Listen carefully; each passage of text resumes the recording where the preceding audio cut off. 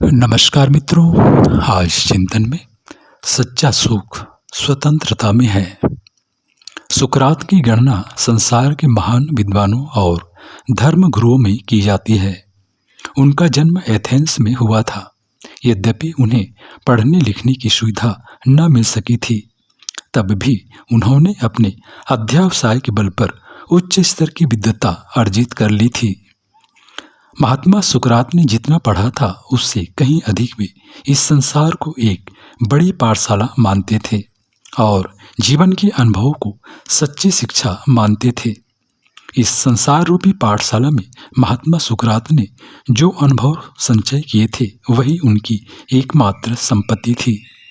इनके अतिरिक्त न तो उनके पास कोई और संपत्ति थी और न उन्होंने कभी कुछ संचय करने की इच्छा ही थी। वे कहा करते थे कि ज्ञान से बढ़कर संसार में और क्या संपत्ति हो सकती है। उसका कुछ अंश मुझे प्राप्त हुआ है, इससे मेरी आत्मा को पूर्ण शांति है। इसके अतिरिक्त मुझे और किसी प्रकार की संपत्ति नहीं चाहिए। चेहरे से कुरूप पर आत्मज्ञान की दृष्टि से आत्मिक सौंदर्य से पूरित सुकरात के हृदय में जो ज्ञान की मनोहारी ज्योति जलती थी, उसने एथेंस वासियों को अपने पर पतंगे की तरह मोहित बना लिया था।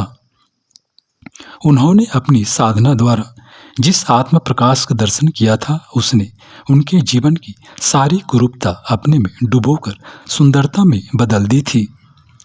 वे जिस समय जहाँ भी जाते थे वहीं शिष्यों, जिज्ञासुओं और मुमुक्षु लोगों से घिरे रहते थे। पता चलते ही लोग दूर दूर से दौड़कर उस गली चौराहे पर पहुंच जाया करते थे, सुकरात जहां खड़े जनता को उपदेश कर रहे होते। महात्मा सुकरात का मुख्य विषय आत्मा संबंधी ज्ञान ही होता था। वे आत्मज्ञान प्राप्त करने पर बल देते हुए कहा करते थे, अपने को जानो। यदि मनुष्य अपने आप को और अपने धर्म के सच्चे स्वरूप को जान ले तो उसके लिए संसार में तो कोई समस्या ही न रह जाए और न ही दुख का कारण। आत्मा का ज्ञान ही सत्य का स्वरूप है। उसको पा लेना ही मनुष्य जीवन का सबसे बड़ा पुण्य है और उसके प्रति अज्ञान की अवस्था ही सबसे बड़ा पाप है। आत्मज्ञान से ही आत्मा की मुक्ति व व्यक्ति को सभी प्रकार के बंधनों व दुखों से मुक्ति मिल जा पाती है। आत्मज्ञान के अभाव में व्यक्ति सदैव बंधन में अर्थात परतंत्र ही होता है। सच्चा सुख परतंत्रता में नहीं, स्वतंत्रता में है। आत्मज्ञान ही मानव जीवन का सर्वोच्च लक्ष्य होना चाहिए।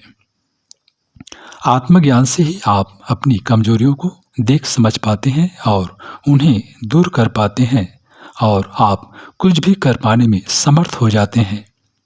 आप एक अच्छी जिंदगी जीने की राह पर चल पड़ते हैं, क्योंकि किसी की तरह की निम्न स्तरीय जिंदगी जीना नहीं बल्कि एक अच्छी जिंदगी जीना ही महत्वपूर्ण है और यह आत्मज्ञान से ही संभव है। आप स्वयं के बारे में जानने के लिए स्वयं के बारे में सतत चिंतन मनन करें, स्वयं के बारे में सोचें। हमारी संस्कृति में स्वयं को जानना असाधारण प्रतिष्ठा रखता है।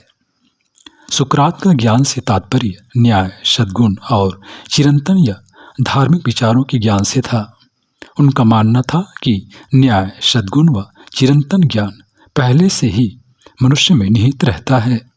यह ज्ञान प्रसुप्त होता है, जिसे कौशलपूर्ण प्रश्नों से पुनः स्मृत किया जा सकता है। यह ज्ञान किस प्रकार मनुष्य में उपस्थित रहता है? इस प्रश्न ने सुकरात को आत्मा के अमरत्व में विश्वास करने के लिए प्रेरित किया, क्योंकि उन्हें यह प्रतीत हुआ कि आत्मा की अमरता से ही मानव न्याय, सद्गुण एवं चिरंतन विचारों के बारे में वास्तविक ज्ञान प्राप्त कर सकता है। चूंकि आत्मा अमर है, इसलिए इहलोक और परलोक की सभी वस्तुओं को इसने देखा है और सब कुछ इसके द्वारा जाना हुआ है। इसलिए हमें सद्गुण या किसी अन्य वस्तु के बारे में आश्चर्य करने की आवश्यकता नहीं है, क्योंकि यह ज्ञान हम अपने में पहले से उपस्थित देखते हैं। मित्रों, अतः हम अपने में पहले से उपस्थित ज्ञान के प्रति जागरूक बने, सतत तर्क चिंतन मनन करते रहें व सत्यान्वेषी बने, क्योंकि सत्यान्वेषी को ही सत्य का पूर्ण और भ्रम रहित साक्षात्कार होता है। अस्तु सभी को स्वयं को जानने का अभ्यास करना चाहिए, क्योंकि स्वयं को जान लेना ही सर्वश्रेष्ठ है। स्वयं को जान लेने पर ही जीवन के रहस्य को समझा जा सकता है और सुंदर व सुखमय जीवन जिया जा सकता है। स्वयं को जाने बिना, जीवन के रहस्य को जाने बिना जाने का कोई अर्थ नहीं।